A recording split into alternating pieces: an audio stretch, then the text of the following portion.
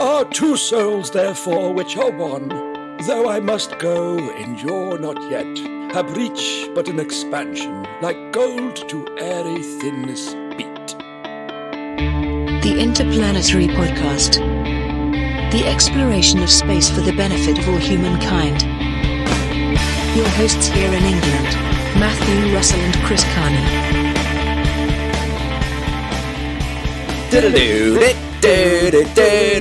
Oh yeah, baby, Don. John Donne. The Don of them all. A 16th century poet, priest and lawyer walk into a bar and they're all John Donne. Poet, priest, lawyer. It's like, I always like to think of myself as space podcaster, adventurer and lover. I would like to affix ne'er-do-well after that as well, if you don't mind. Okay, ne'er-do-well. Yeah, you should always have three things at the end of your name. Maybe that's what we should be. That's what we're doing wrong, Chris. Yeah, I'd be like a man, a myth, bit of a knobhead.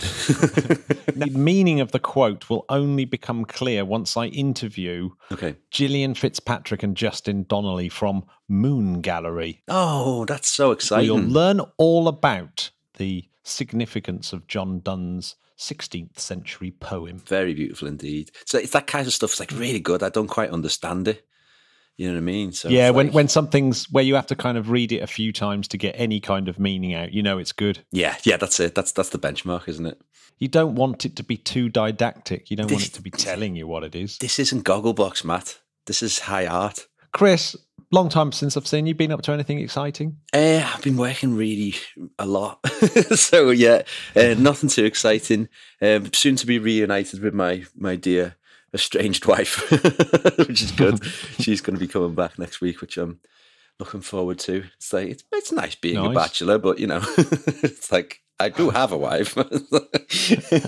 I have a wife. How about you? What have you been up to, Matt? You been behaving yourself? I played a gig last Friday. Oh, nice. Yeah. So that was quite good. Yeah. And met quite a few interesting space people, like Stuart Clark, who writes for various science magazines about space. So it was, you know, it's amazing how these people turn up in odd places. Space people, space and music, very, very closely connected. I can tell you that. Peering through wormholes. Indeed. Right. I thought we'd just quickly touch upon a few of these little space stories that have been happening this week. And the one that I thought was amazing, which actually didn't get much news. Have you heard about the Starlink? That last launch of Starlink satellites, basically most of them are going to re-enter the atmosphere. They basically got scuppered by the sun. Oh, well, it can happen. It actually makes you realise just how hard it all is to do this space stuff. So, yeah, it was another massive batch of satellites, of 60 satellites that Elon Musk launched this week. And they did it in the middle of a solar storm. What do you think it is about the solar storm that's downed these satellites? Radiation? Yeah, you'd think so, wouldn't you? You'd think that would be the primary concern. But no, this is actually really interesting. And Scott Manley does a brilliant video on this. But in short, just above the Kármán line, you have the thermosphere. It's quite hot up in the thermosphere, hence it's called the thermosphere. Yeah. But when there's lots of solar activity, the whole atmosphere expands a bit. Right. And therefore expands into the space where the satellites are orbiting at about 200 kilometers. So these were really low satellites, these Starlinks. They were launched into a really low orbit as part of this massive constellation. Presumably that's part of the deal. They're in this low orbit. Yeah. But actually might have something to do with latency and things like that. So, but what they didn't realise is, well, I must have realised it. I mean, this must be known by people, but they've completely underestimated it. The satellites, when they're launched, it's like, hang on a second, the atmosphere is really dense. Yeah. 50% more dense than it normally is. That's amazing. And that's massive change. It's That's a massive change. So what they did is, using the gyroscopes and stuff, they kind of made the satellites turn edgeways, still packed up. So they were sliding through in their in their most aerodynamic shape, as it were. Through the custard. But it wasn't enough. It wasn't enough. So when they awaken these things to get into proper mode, the weakness of their ion thrusters meant that they just really couldn't get out of this slowing down through the atmosphere, and their orbits are decaying, and they're fighting a losing battle. So essentially all these satellites are just going to burn up in the atmosphere, and that's that. Good day at work, Elon. which is actually amazing, isn't it? I mean, you would have that to me sounds a little bit like Elon Musk has underestimated the knowledge that's out there. I can't help feeling that there must be other satellite operators that could have told him that was going to happen, but they do like to do this sort of stuff on their own. Yeah, and I wonder if it's that. I wonder if it's a sort of lack of communication with the wider community, because they, essentially showing off, aren't they? Yeah. But it's no, I think it's really interesting. There's a sort of a further aside to this as global warming gets worse. Yeah. It means that the atmosphere up there will actually get less dense as well. So these kind of events will happen less. Weirdly, yeah. What will happen is that satellite and junk and stuff will stay up for longer than anticipated. So it's like it's a double whammy of badness. Yeah. So we've got more junk for longer. Global warming causes space junk, which is the first time I'd ever heard that. Yeah. Not causes space junk, but makes space junk a worse problem. Yeah, because we're the ones causing it, aren't we? I mean, come on. All of those satellites lost. I mean, that's well, not all of them. It's like almost like 49, they reckon, in the end will be lost. So only 11 made it out alive. Yeah, that's a lot of money down the drain. Yeah, isn't it? I mean, crikey. Yeah, Can't be many companies that could survive that kind of financial loss. Yeah, I mean, this is probably one of the only companies that are like, well. Yeah, there was also another launch failure, and that was from Astra with their 3.3. Yeah, which apparently I think it was to do with the fairings not opening properly, and that was it was doomed. So they've lost all those people that gave them satellites, these little CubeSats and stuff, all lost. Oh wow! How many were in there? A lot. I think four NASA-sponsored CubeSats. I actually think there may have been more, but some of them were NASA ones. Yeah, or sponsored by NASA as part of their CubeSat program. Yeah, there's also some kind of weird suing thing going on as well for security law violations. So God knows what's happening over at Astra, but it has not been a good week for them. No. Well, it's just a timely reminder as well, that this is not perfect. Not a perfect art. Is that the word? It's not. Yeah. It still happens. It still goes pear-shaped sometimes. Yeah. Now, did you see the Elon Musk's Starship presentation? Yes. I still think it just sounds ludicrous to get millions of tons to Mars using Starship. It just doesn't sound real, does it? No. When he's talking, you go, how's this happening again? there seems to be so many missing parts to it. I see so much of really Mark. I see so much of Mark Rylance in Don't Look Up now, though, as well. Yeah. Oh, yeah. Absolutely. Oh my God. Yeah. I mean, it's very much like that. But there's some really interesting bits in there, like about the heat shields and being like roofing tiles and being as cheap as possible, and the Raptor 2 and all those kind of things. So, he's pushing ahead. I mean, I wonder how much money he really does have to spare to do what America struggled to do in its heyday. Yeah. And that's build a super heavy rocket. Even a massive nation struggled. Yeah. It's just mind-blowing stuff, isn't it? But, all power. It is actually mind-blowing stuff. All power to the massive billionaire. And of course, this Starship is supposed to be the thing that's landing people on the moon as well. Yeah. Yeah. So, what exactly is going on there? How does that actually pan out? Yeah. Yeah. Crazy.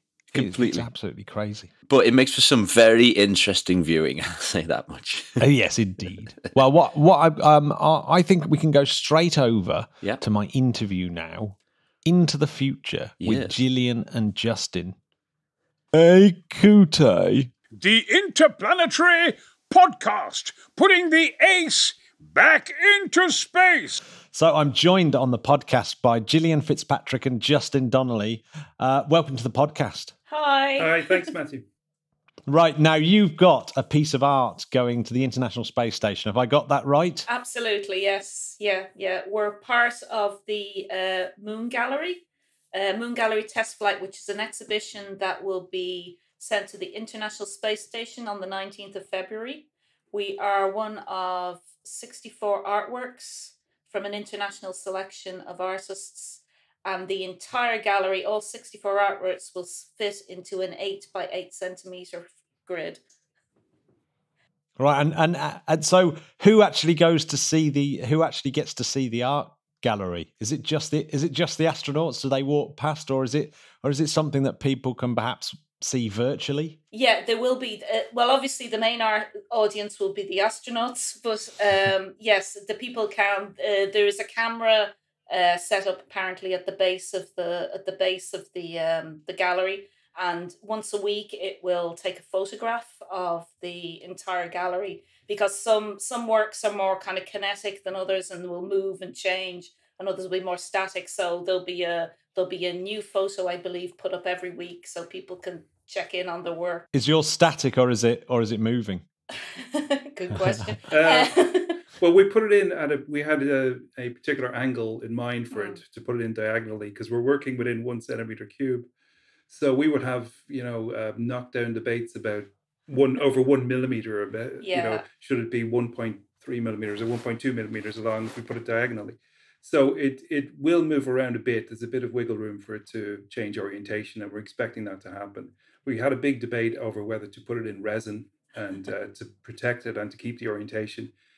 That went on for ages, but in the end, we decided just to let it loose, and to whatever happens, happens. And that's part of the art of the thing, is it might fly apart.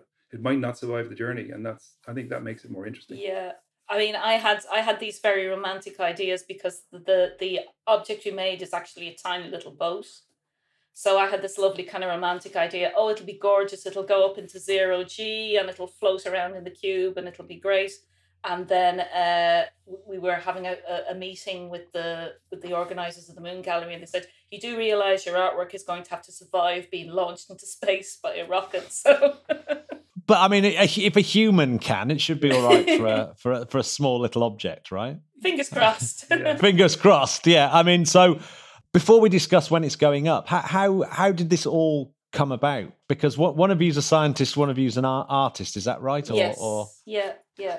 Well, we've been friends for quite a few years now, and Justin is very, very interested in things like art and film particularly, and so we'd kind of worked together informally on various things over the years. But this particular project, we decided we'd go in like as a full proper collaboration.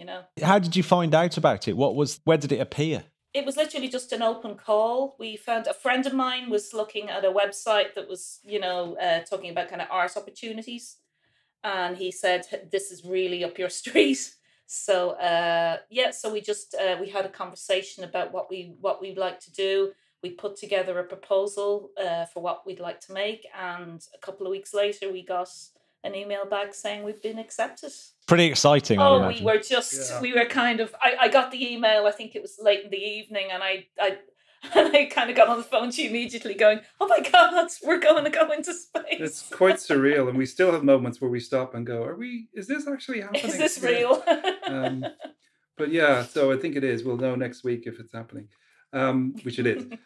But so, yeah, the idea for the piece came about thinking really about a lot of good art comes from restrictions.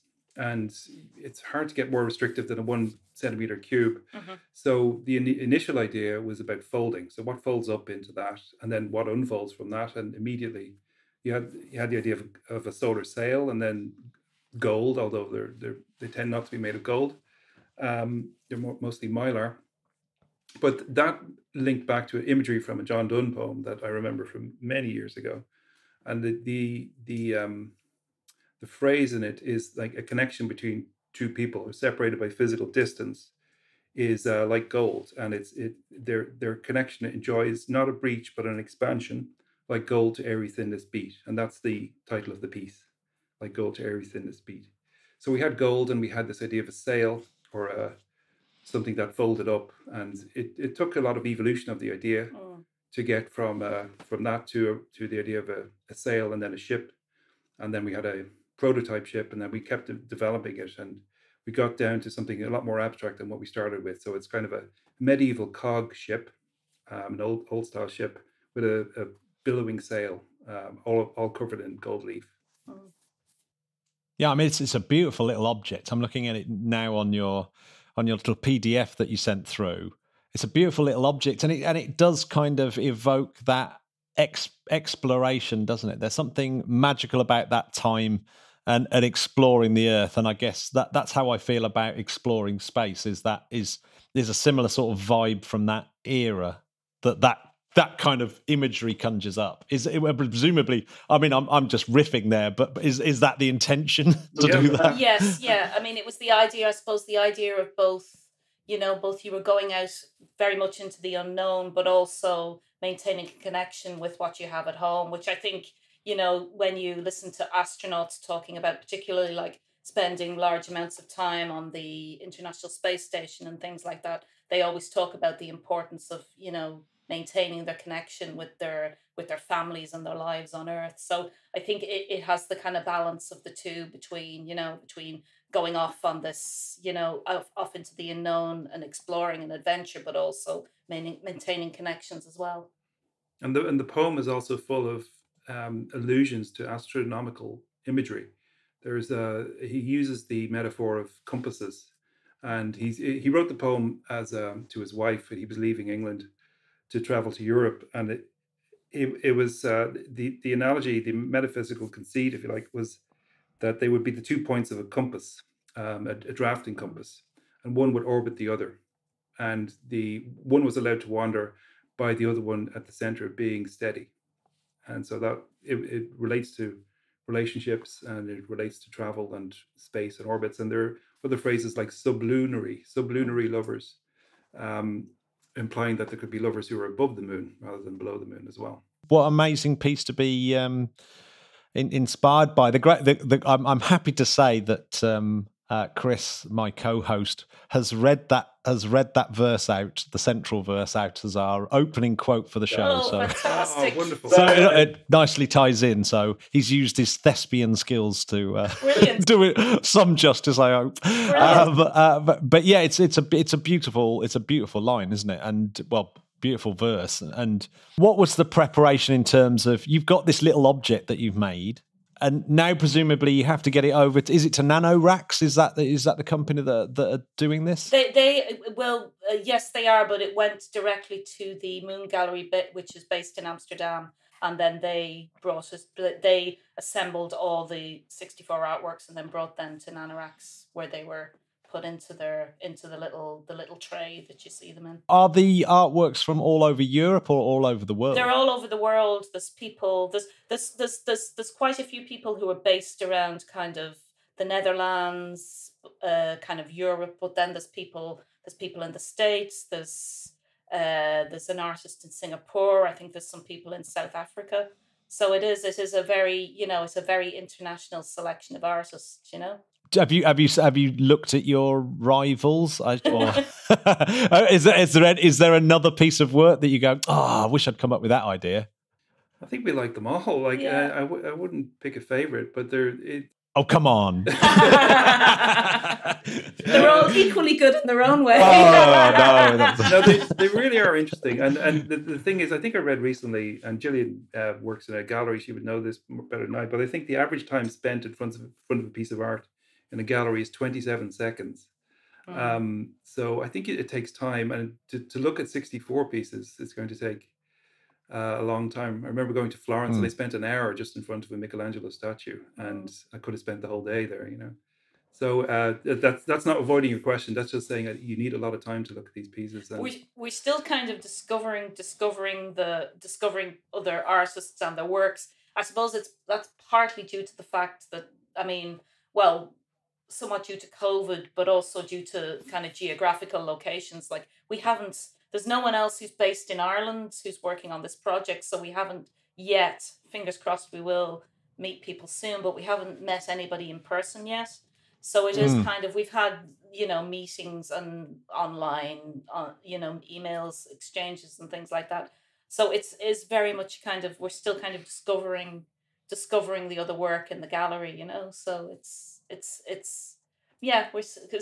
there's like 64 pieces, which is a lot to kind of, and and also because some of the work has changed, so people were putting proposals in for one thing, and then their finished piece had kind of evolved. So so it's there's a lot there to absorb, And I think, just to go back to how it will be displayed, I think the gallery, the grid itself is transparent on two sides.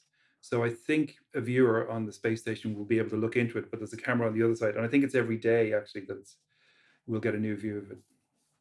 No, I think it's once. They will. Although the camera will be on it all the time, I think it's only going to post an image once a week, as far as I know. And will it post that on NASA's website or the Moon Gallery website? I'm actually we're not sure I'm not about sure that. where you're going to be able to view it. We have seen a test photo from the camera to see that it was working, but I'm not quite sure where they're going to post the images. Moon Gallery seems to suggest that this is going to the moon, and the last time I looked, I'm pretty certain the International Space Station was nowhere near. So, what's the story behind that? It is their ultimate goal. That's why, like, this exhibition is called Moon Gallery Test Flight.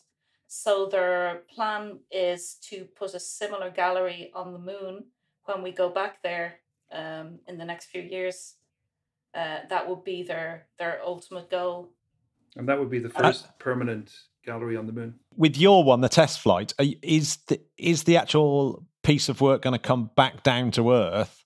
And when it does come back down to Earth, do all the little individual pieces of artwork make their way out of the grid, or does the grid stay put somewhere? We think the grid is going to stay as it is. It's given to the Moon Gallery Foundation, I think. Yeah. So they will do as they wish with it. They may. I think they have. Well, including because obviously they have the one that's going to go to the space station. They have a backup copy just in case, and then they have a third copy. So did you have to make 3 little gold sailing boats? I made a lot more than 3. It was we got down to, because we were kind of developing it, and we were deciding, as we were saying earlier, about how much movement we would have, and were we worried about it getting damaged, and how we would protect it. And I was doing versions of them they were down to, like, we were like shaving off an extra millimeter, an extra 2 millimeters, and I had all these kind of big magnifying glasses so I could see what I was doing, because it's so small. It was getting insane actually towards the end. Yeah, is that the medium that you normally work in? This gold leaf over wood and paper? No, I have never. I mean, I've done a lot of kind of sculptural stuff over the years, but I have never done anything remotely that small before. I mean, the first version I just did quite quickly and roughly, and I thought, yeah, that looks okay. And then we got it under a macro lens of a camera, and it literally looked like I made it with an axe. So I started refining the process and got some better tools and a lot better magnification. And they got, as I made more of them, they got more sophisticated and, slightly more polished. I stayed away from most of that process in case I inhaled it. I was going to say, is the sailing ship about to tardigrade scale? So if you got some little tardigrades sitting in there, would they? What scale is a tardigrade? I don't know. I actually probably think they're going to be even smaller than the scale human. So there could be a crew. I'm going to volunteer Jillian to make little pirate uniforms for them.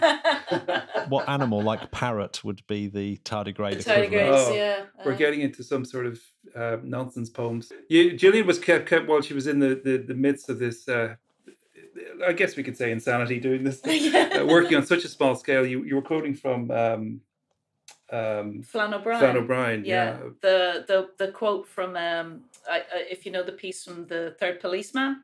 So there's the God, I can't remember the name of the policeman in the book. He's basically the guy comes along and the policeman is showing him his hobby, which is carving these the wooden chests, aren't they? And they get smaller and smaller and smaller, and they get so small that eventually you can't see them. And it's this.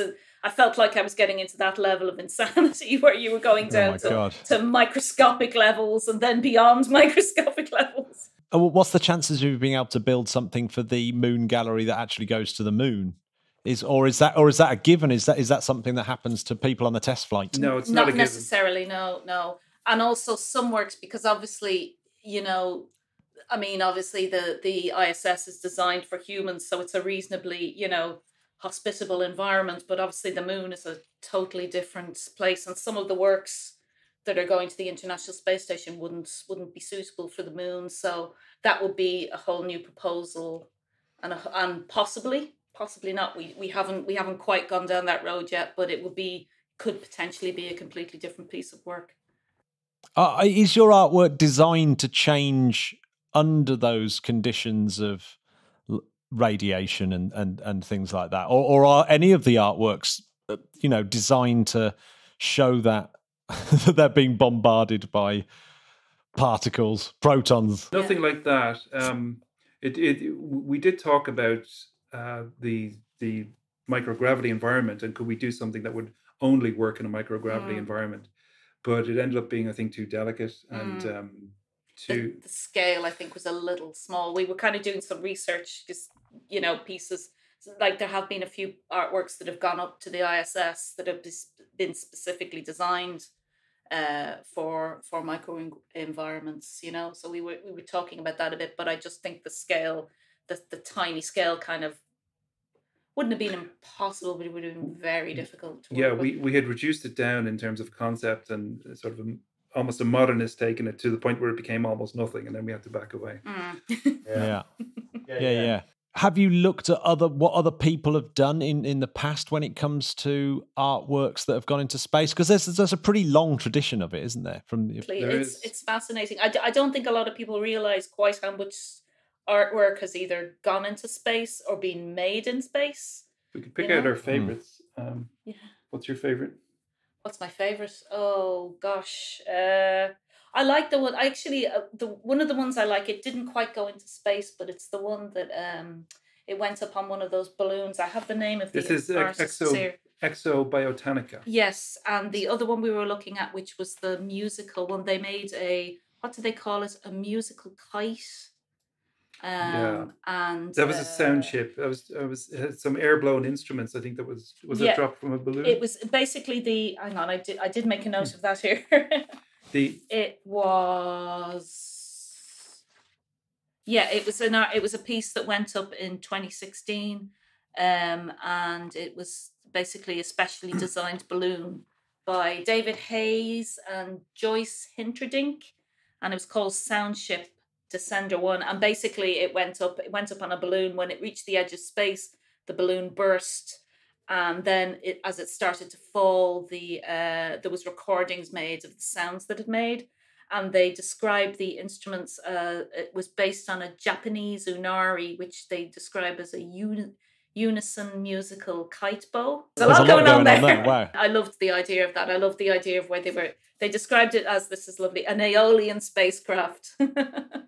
I've heard that Axiom have a plan for a production studio in space, which could be interesting.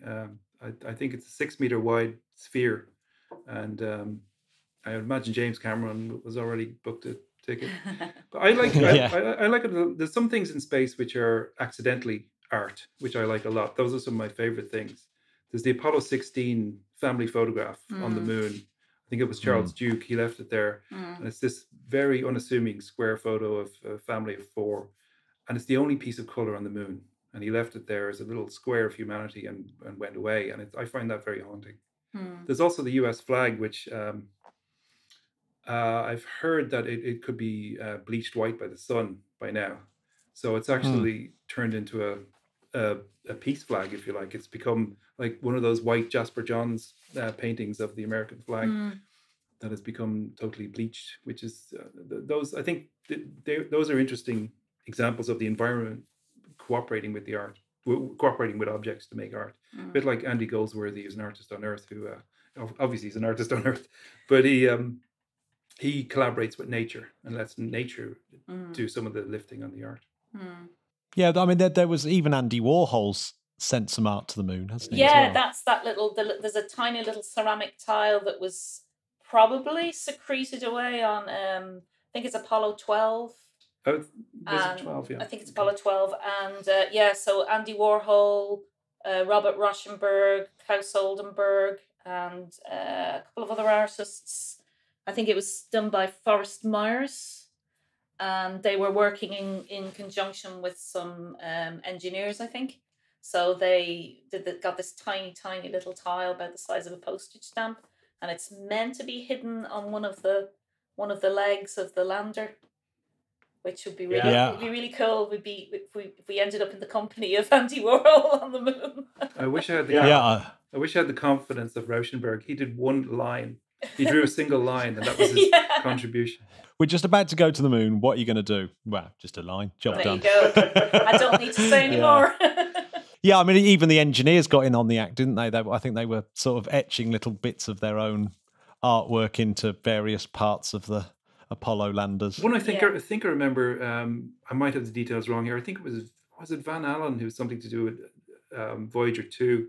I think he put his thumbprint. He just placed his thumb on it and just walked away. He said, "That's going to go outside the solar system." I suppose the most famous, is Carl Sagan's gold disc, isn't it? I suppose that could be considered we call it Carl Sagan's. I'm sure it's not just his idea, but there was plenty of sort of artwork actually contained on the gold disc as well, wasn't there? I think that the Pioneer 10 and 11 plaque as well. Yeah.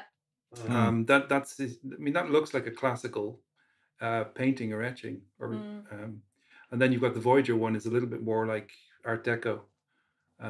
So they have their own styles. Would you think you'll ever be reunited with your artwork once it's been to space and back? I don't know, actually. I don't know if that's something that would be really important to me. I think knowing that it was up there is kind of that's always going to be something that will be a little point of pride, I think. And obviously if we ever did get a piece of work onto the moon, I don't know that I would ever get over that in a good way. I think that it's the journey, is the thing rather than the object, Yeah, I mean, it must be just really, really exciting to get something out into space, to have that, because not many people have done it. It's still insanely difficult to get into space. I mean, we've had two rockets have failed in the last week doing it, so it's not like it's easy. So yeah. So you actually get two shots at this as well. So it's NG-17, is that right? It's the Cygnus, isn't it? So that if that blows up, which it has done once before, I think. If that blows up, then you've got another chance. Got another go, yeah.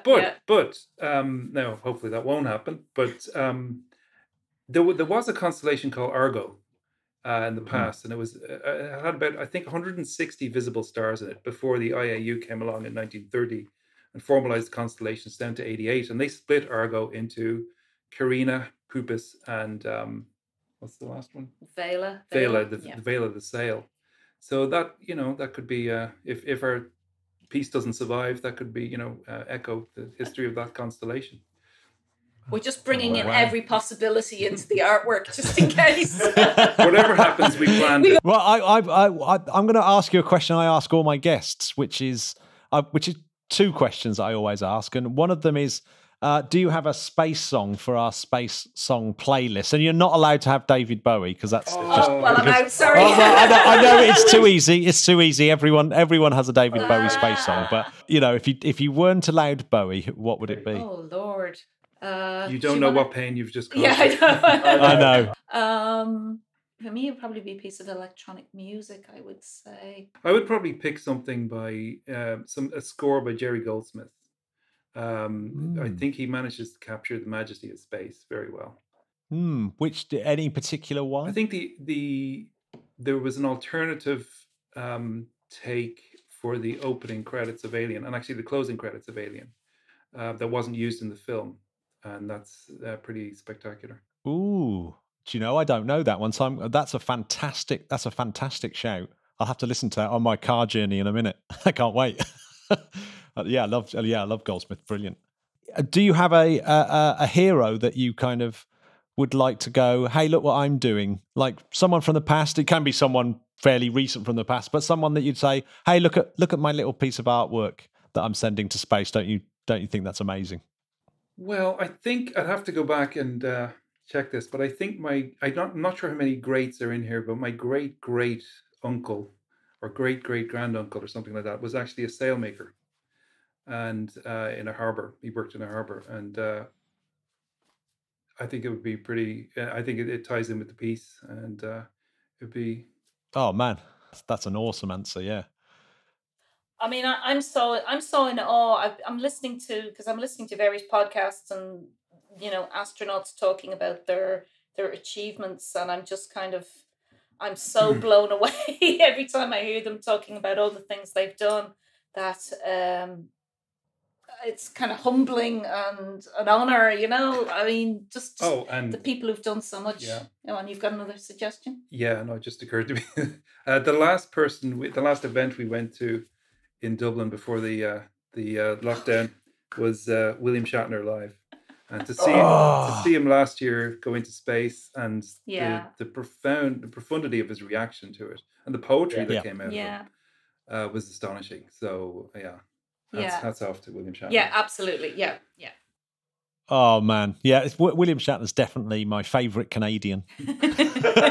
He's definitely one of the people that got me into doing all this kind of stuff. And it made me just dislike Jeff Bezos just a little bit when he sort of cut him off in that. When he was like, "What are you doing? What are you doing?" Exactly the same way. He's one of the most important figures in space that's telling you about his experience in space, and you've literally just cut him off. I know, what are you doing? It was awful, and he was, and he was opening up about it and being vulnerable, and oh no. The fact that he was so old as well. I mean, the guy he's proper old. We watched that rocket going up, and it was like something from a film. And I pointed at it as it was happening and said, William Shatner is inside that. It's just everything. This is the weird thing about space. Everything about it is surreal. The most ordinary things: walking, playing golf. If you end a sentence with "on the moon" or "in space," it suddenly becomes bizarre. Yeah. My favorite thing to try and describe why space is so amazing. This definitely is part of like the joy of something like your artwork, is that if you've got like a bunch of rock stars and film stars sitting around in the green room and they're all full of themselves, if Buzz Aldrin walks in, it's like he trumps them all. He's been to the freaking moon. It's like, that's it. So, it's the magic of space. It's like, and now your artwork is going to freaking space. I know. It's very, very cool. It's very, very cool. Well, thanks very much for coming on the podcast and telling us about it. I'm definitely going to follow it, and I shall check out that piece of music. What's the website that people can go to find more about it? And have you got websites that you would like people to go to as well? www.moongallery.eu. So I am jillfitz36.wixsite.com/artwork. It just rolls off the tongue. If you go to the moon, if you're lucky, if that's too much and you go to the Moon Gallery website, you'll find listings for myself and Justin on that. And my website is up on that. And I think your email address. I have an email. You've a discreet online presence. thank you very much for joining me. Great, so thank much, you. Matthew. It's been a pleasure. Thank you. The Interplanetary podcast is alive! So there you go, Chris. There was my interview in the future. I won't ask you what you thought because it's in the future and you haven't thought those thoughts yet. As far as interviews in the future go, I thought it was lovely. Excellent. This is practically coming out live. That's what I'm telling you, Chris. This is the craziness of the work schedule right now. It's just the cutthroat podcasting industry, isn't it? It's just the way it is. Cutthroat flying by the seat of our pants. So, what have you got planned this week, Chris? Anything special? Work. Yeah, I'm just just super snowed under at the moment, and that's okay because it's just keeping me out of trouble, keeping me out of the boozer. Yeah, well, when the wife's away, that's probably the best thing, isn't it? Yeah. What about you? What have I got on this week? More work, bit like yourself. Oh, February's a busy one, isn't it? But we can talk about lots of exciting things when we next meet because I don't know, maybe we'll have gone to space or something. Yeah, let's do something space related. But a big shout out to the Patreons. You know who you are. You bunch of legends. Babies. I love you. Keep up the good work. And if you want to join Patreon, go to www.patreon.com/interplanetary where you can join us all on the Discord and have some fun. If you want to just go to the website, interplanetary.org.uk, all cool and groovy. What a lovely URL. Have yourself a lovely evening, Matthew, and I look forward to our next rendezvous.